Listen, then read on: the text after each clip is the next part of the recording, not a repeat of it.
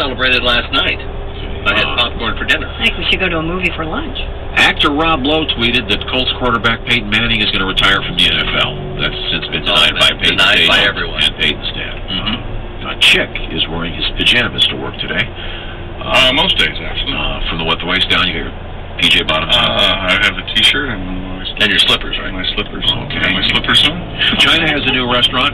This restaurant in China, you eat out of a toilet. Yeah.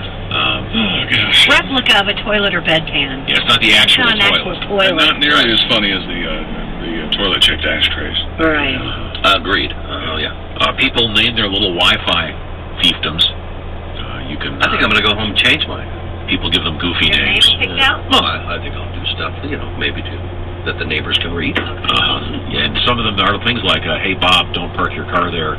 That's the name of the guy's wife, because it pops up on, of course, your neighbor's computers. Let's see. Tim Wilson's father may have been Newt Gingrich's phys ed teacher in Georgia. We determined that. Is that correct? That's very possible. We also determined that your father was probably a lousy phys ed teacher. If Newt Gingrich is an example look of at his Newt. work. Yeah. Exactly. Let's see. You're supposed to take the white people photos out of your new wallet. That's advice from Reese Waters' grandmother.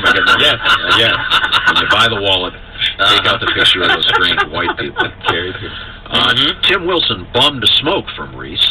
And Tim had his own lighter, so Reese has concluded Tim came prepared to bum. Well, I pay forward. I'm not a philanthropist, but when it comes to bums on the street and people need a quarter and all that kind of thing, if somebody bumps a cigarette from me, usually I give them 2. Because the Bible says if a man asks you to walk a mile with him, walk 2. So, which is kind of like Camel cigarettes. But, it doesn't work out because I've given out so many cigarettes in my life that when I need one, I feel like it's owed to me, right? I get self-righteous. I'm like, can I get a cigarette? No. Do you know who I am? Right, I once gave away 15 out of a pack of 20 at a wedding in 2003. I'm the Mother Teresa of cancer. You owe me. Let's put it this way, and this is true. When I leave here, I'm going to go buy a pack of cigarettes. When I get back to the hotel, my nephew's on a trip with me. He's going to bum half the pack. Let's see. Why don't you just buy him a pack? Tell your nephew to give me a call. So what's the difference between buying him a pack and letting him bum half of mine? Well, Teach him a lesson. yeah. You don't have to go back to the store later this afternoon. Either way, the way I look at it, Reese is the one you owe the cigarette. No, Reese, you strike me as a little bit of a nerd. I mean, is it the glasses? What?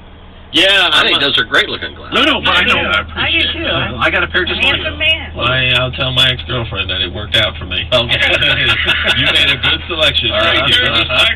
Very nice. I got a pair just, but you just look a little bit nerdy, that's all. Thank you. No, I've actually been noticed. There's a lot of nerds in the world, and I can tell you, ladies, you always know if you're with a nerd, because when we have sex, we like to bite and pinch and scratch a lot.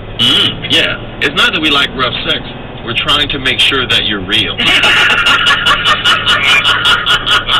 They're not going to pop a hole in you and have you fly out the window? Exactly. Okay. I had a girl tell me, it's creepy. You keep your eyes open when you kiss. I'm like, I'm trying to make sure you didn't leave. I got emotional baggage I'm trying to work through. I can understand that. Yeah. All right, good. It's certainly a great pleasure to meet you, Reese, and we will set up a link directly to your Tea with Mike Tyson thing. I can't wait to see that. Website. Tim, I really liked your new song about Herman Cain. Well, thank you, Tom. I'm going to practice it and get to where I don't mess up halfway through it each time. Maybe you can have it ready by tomorrow night when you perform. Well, I'm in the studio working on a new CD, and that's a relatively new song, so I haven't played it live. I see.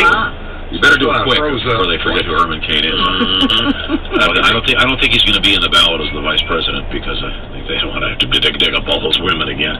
No, I don't think he's done politically. I think you're right. That would sure be fun, though. Wow.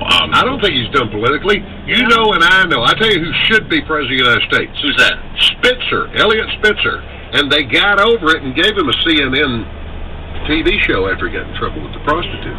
But why do you think he should be president? Because of the prostitute? No, I think Spitzer is a little bit of a genius and should be president of the United States. Okay. That's interesting. On that note, fortunately, we have just enough time to leave. This is the Bob and Tom Show. I remember way back when I was just a boy going places with my mom and dad. It used to scare me to death how Mama used to act after 6 or 7 beers she's had. We were sitting at a table when Mama got disabled, all the liquor running to her head. And soon I got to choking. Daddy wasn't joking when he grabbed me by the arm and said, "Don't look now, Mama's got her boobs out showing everybody in town." Faces turning red, we were wishing we were dead. There were people standing all around. Yeah. When Mama gets to drinking, there ain't much thinking. There's nothing anybody can do. You just hope and pray there never comes a day when Mama's out drinking with you. Well, we got her in a truck and we started driving home, and Mama said she had to go. Daddy pulled it over, we were standing on the shoulder while Mom was putting on a show. Well, he started up the truck and Mama stood up with her pants still around her knees. When we heard Mama holler, "If you give me $1, well, I'll let you take a peek at these." Don't look now, Mama's got her boobs out showing everybody in town. Faces turning red, we were wishing we were dead. There were people standing all around. When Mama gets to drinking, there ain't much thinking. There's nothing anybody can do.